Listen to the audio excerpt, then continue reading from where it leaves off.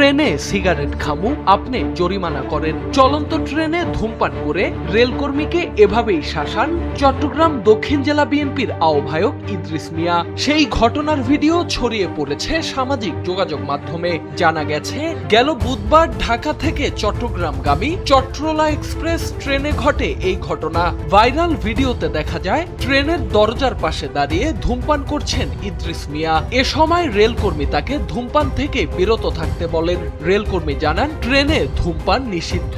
জবাবে ইদ্রিস মিয়া বলেন, নিষেধ এটা আমিও জানি, দরজা খোলা থাকায় এসেছি সিগারেট খেতে। ট্রেনে ধূমপান করব, আপনি জরিমানা করেন। ভিডিওতে এ নিয়ে দুজনের মধ্যে চলে তীব্র বাকবিতণ্ডা।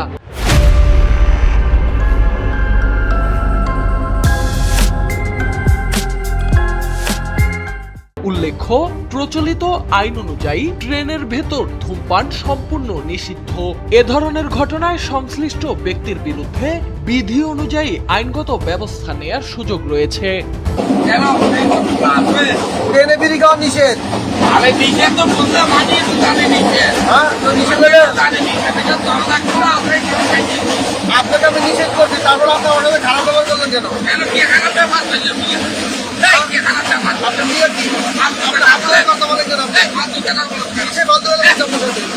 আপনাকে ঠিক বিড়ি খাইতে পারবেন না? আমি খাবো আমি হ্যাঁ, খাবো আপনার গাড়িতে বিড়ি খাওয়া আপনি নিষেধ। জরিমানা করেন আপনি জরিমানা করতে পারবেন আপনি আমার জিনিস তো খাবেন না। জরিমানা করেন না হ্যাঁ,